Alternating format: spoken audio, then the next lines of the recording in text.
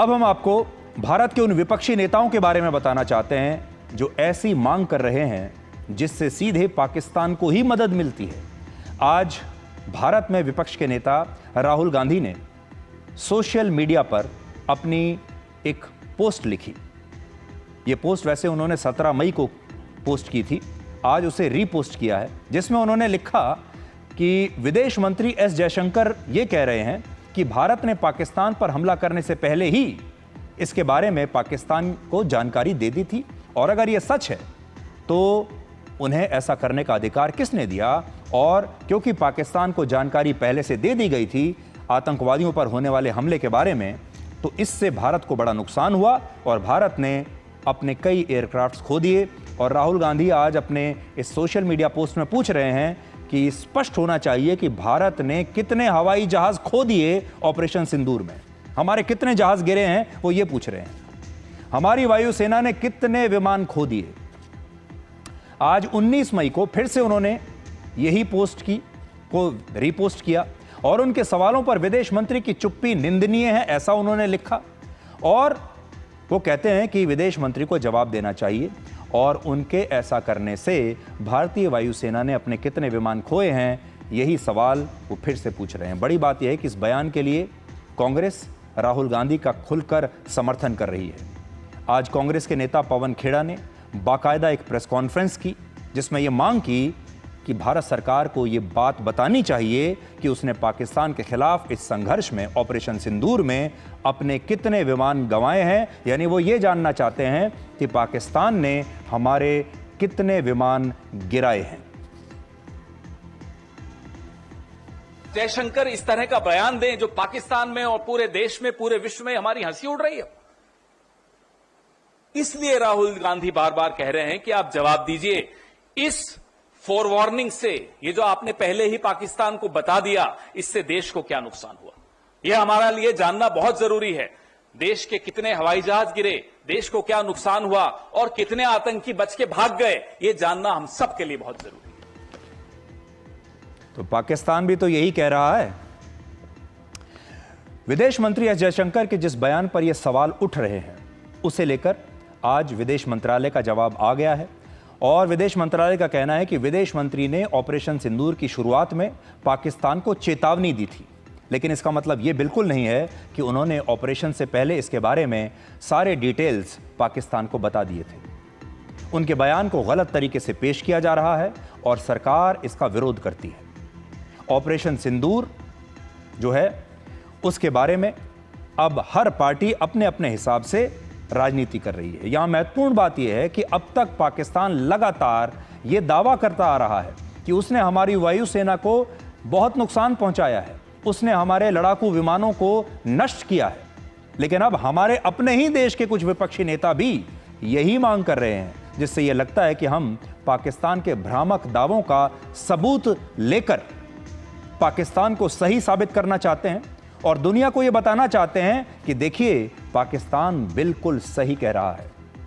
यानी पाकिस्तान के साथ तो भारत का सीज फायर हो गया, उस आग को तो हमने बुझा दिया, लेकिन अब हमारे देश में एक नया राजनीतिक संघर्ष शुरू हो गया है।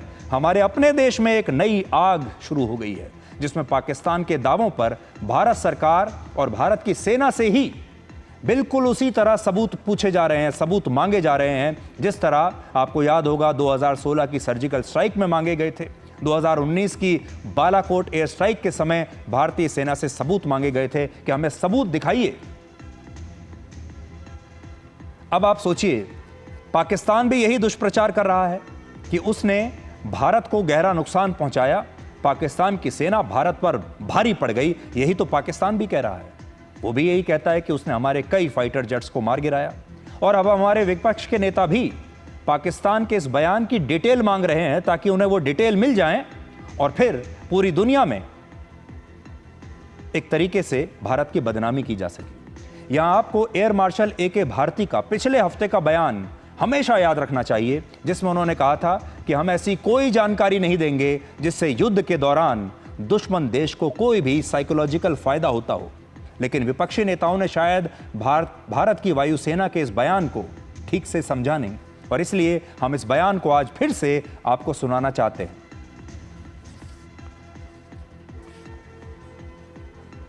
जैसा मैंने कल कहा था कि इस लड़ाई के डिटेल्स अभी हम शेयर नहीं कर सकते हैं, क्योंकि इसमें काफ़ी कुछ ऑपरेशनल डिटेल्स होंगे।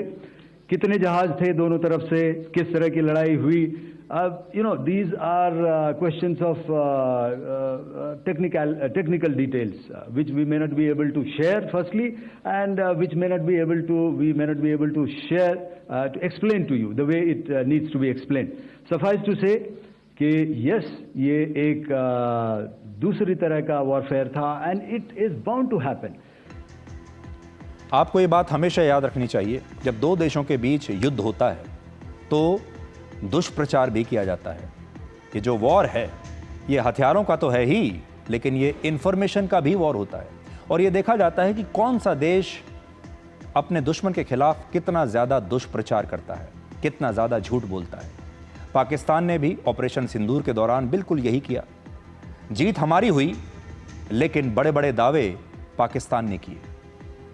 अगर आप देखें सैटेलाइट पिक्चर्स को, दुनिया भर के मीडिया को, दुनिया भर में जो सैटेलाइट तस्वीरें जारी की गई हैं, उन सब से ये साबित हो रहा है कि भारत की सेना ने पाकिस्तान में ज़बरदस्त नुकसान किया है, उनके एयरबेस को नष्ट किया है।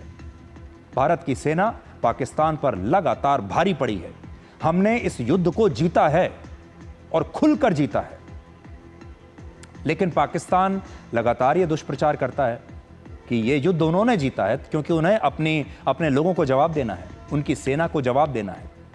अब आप सोचिए, जो भाषा, जो सवाल पाकिस्तान करता है, वही सवाल हमारे देश के विपक्षी नेता भी अब करने लगे हैं। बीजेपी ने आरोप लगाया है कि राहुल गांधी वही भाषा बोल रहे हैं जो पाकिस्तान बोलता है। और आज हम यही कहना चाहते हैं कि भारत ने पाकिस्तान को तो हरा दिया, लेकिन अब भारत के अंदर मौजूद आधा फ्रंट खुल चुका है, जो पाकिस्तान के नुकसान को देखना नहीं चाहता, बल्कि ये देखना चाहता है कि भारत का कितना नुकसान हुआ है।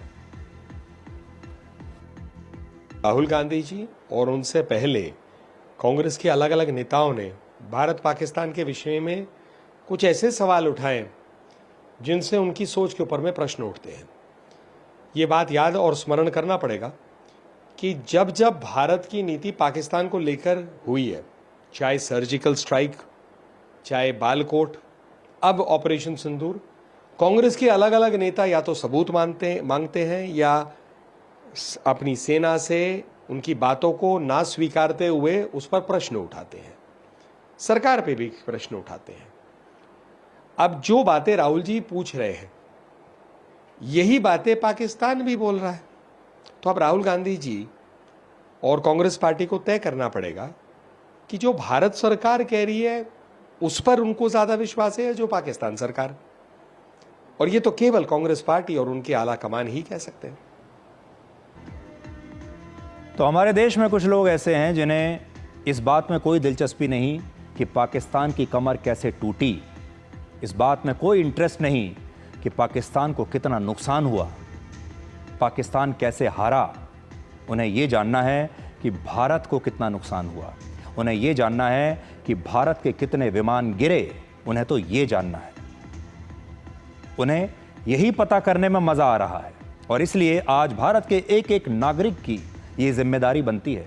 हमारे देश के लोग, आप सब लोग फ्रंट पर जाकर लड़ाई तो नहीं लड़ सकते, गोलियां नहीं चला सकते, सेना में शामिल नहीं हो सकते, लेकिन जब इस तरह का इंफॉर्मेशन वॉरफेयर शुरू होता है, जब इस तरह के लोग ये आधा फ्रंट खोलते हैं, तो इस आधे फ्रंट पर लड़ने की जिम्मेदारी हमारे देश के लोगों की है।